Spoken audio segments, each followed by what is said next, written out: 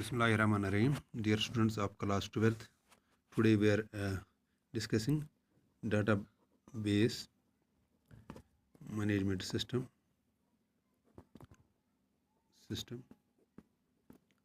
and SQL. SQL is the full abbreviation, stands for Structured Query Language. तो हम बाद में पढ़ेंगे, पहले हम डाटाबेस के जो कंपोनेंट्स हैं वो अंडरस्टैंड करेंगे. सपोज हमारे पास एक फाइल हम बनाएंगे स्टूडेंट्स की, यहाँ पर रोल नंबर. तो फर्स्ट वी शुड नो, तो हम क्या क्या डेटा इस फाइल में स्टोर करने जा रहे हैं. तो हमें क्या क्या मतलब फील्ड्स हैं, एट्रीब्यूट्स क्या क्या हैं, मतलब किसी स्टूडेंट के कौन कौन सी चीज़ हमें ज़रूरत है, तो उसी हिसाब से हम फील्ड चुनते हैं. जैसे रोल नंबर ज़रूरी है, नेम ऑफ स्टूडेंट ज़रूरी है, और पेरेंटेज सपोज पेरेंटेज और पेरेंटेज रेजिडेंस सब्जेक्ट क्या क्या है, सब्जेक्ट आर्ट्स है, मेडिकल है, क्या क्या नहीं. सो दिस इज़ कॉल्ड, ये जो है ना, दीज आर द की डोमेन्स जो हमें यहाँ पर डेटा स्टोर करना है, जो हमें फाइल बनानी है, ये फील्ड हमें चुनना है. So this column headings, these are called field. This is a field, roll number is a field, name is a field, or we can say in DBMS language we can say these are attributes. So parentage is an attribute, residence is an attribute, subject is an attribute. First we should know what type of data we need, what type of information we need from the file. तो उस time हम decide करते हैं कि हम field heading क्या क्या रहेंगी, क्या क्या डोमेन्स हमें चाहिए, क्या क्या फील्ड्स हमें चाहिए, क्या क्या डेटा, क्या क्या इन्फॉर्मेशन हमें फ्रॉम स्टूडेंट फाइल चाहिए. तो उस टाइम हम क्या करते हैं, फील्ड हेडिंग चुन लेते हैं. तो दिस इज़ कॉल्ड एट्रीब्यूट्स, और we can say these are field. तो सपोज यहाँ पर roll number 1, name suppose Neeraj, तो पेरेंटेज यहाँ पर पुष्कर, सपोज रेजिडेंस जम्मू, यहाँ पर मेडिकल हम इसका ये लिखेंगे. तो roll number 2 Asif, parentage suppose Nazir Ahmad, यहाँ पर लिखेंगे नगरी, यहाँ पर लिखेंगे आर्ट्स.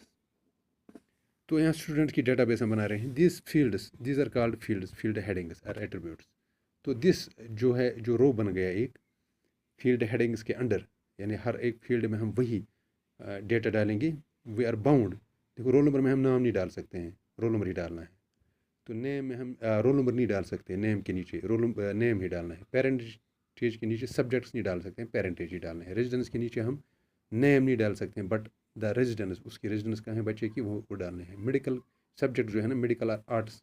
तो ये जो चीज़ें हैं, जब हम डाटाबेस बनाते हैं तो हमारे पास अवेलेबल होता है नाम क्या होता है, ये क्या है, और ये यानी डोमेन्स एक होते हैं, कॉन्स्टेंट्स होते हैं, हमें भरना भी क्या है, यानी आउट ऑफ कंटेक्स्ट हम इंफॉर्मेशन नहीं भर सकते हैं. So this whole row, the first row I can say, आप नीरज को पर्टेन करते हैं, रोल नंबर 1 को जो पर्टेन करता है, इसकी जो इन्फॉर्मेशन है, this is called a record.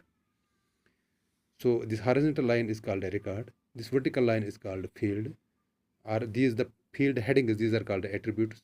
तो हमारे पास इस वक्त एक we can say this is a file.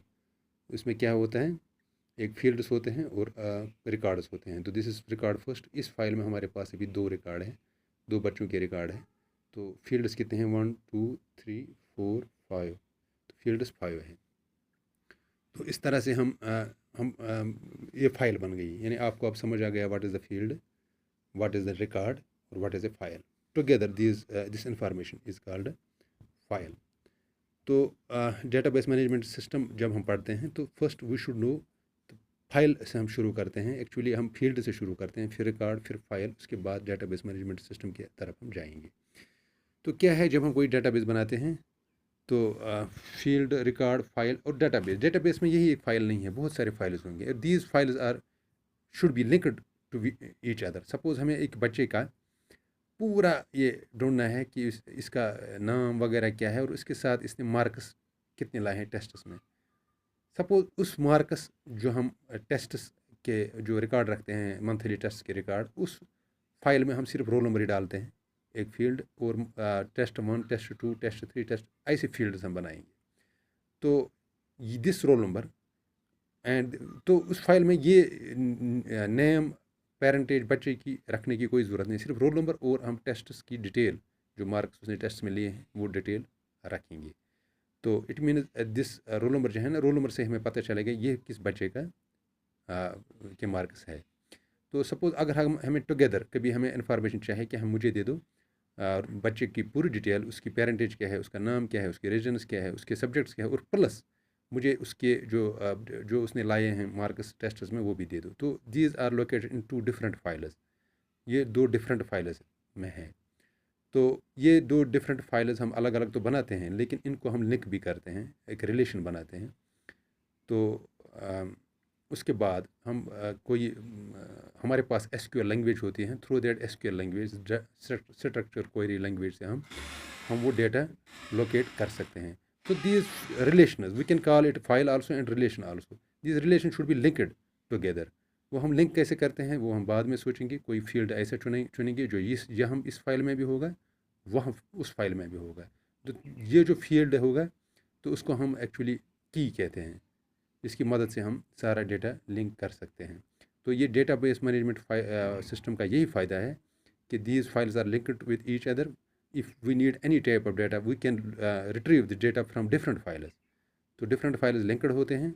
और तो अब मसला क्या है यहाँ पर, एक तो डुप्लीकेसी अब डेटा नहीं हो गई, इस फाइल में हमने पूरा बच्चे का नाम, रेजिडेंस, पेरेंटेज वगैरह रखे, दूसरी फाइल में हमने सिर्फ रोल नंबर और मार्क्स वगैरह रखे, यानी ये वाला डेटा हमने वहाँ पर स्टोर नहीं रखा। तो वी अवॉइडेड रेडिडेंसी और डुप्लीकेसी ऑफ डाटा, यानी 2 जगह। वैसे मैनुअली हम रेडिडेंसी हो जाती है, लेकिन इलेक्ट्रॉनिकली इसमें डाटाबेस मैनेजमेंट सिस्टम में रेडिडेंस को अवॉइड करते हैं। हम एक ही जगह ये डिटेल डालते हैं, दूसरी जगह दूसरी डिटेल डालते हैं। अब लिंक करते हैं उसको फिर एक फील्ड से, 2 फाइलों को एक फील्ड कॉमन रखते हैं। तो रेडिडेंसी और duplicacy of data we are avoiding, and consistency of data. देखो कंसिस्टेंसी क्या होनी चाहिए, रोल नंबर 1 ये यहाँ पर ये है, रोल नंबर 2 यहाँ पर ये है। तो रोल नंबर 1 का रिकॉर्ड जो उसने मार्क्स लाए हैं that we will store in another file. तो कंसिस्टेंसी होनी चाहिए डेटा की, inconsistency we have to avoid. दूसरी बात, तो अब क्या है कंपोनेंट्स ऑफ डेटाबेस, क्या है हमारे पास डेटा, एक तो ये डेटा है, दूसरा हार्डवेयर होना चाहिए हमारे पास, तीसरा सॉफ्टवेयर जिसे हम मैनेज करेंगे, चौथा यूज़र, यानी यूज़र के लिए हम बनाते हैं। तो this was about the introduction about the database management system. I hope you understood these basic things. Thank you.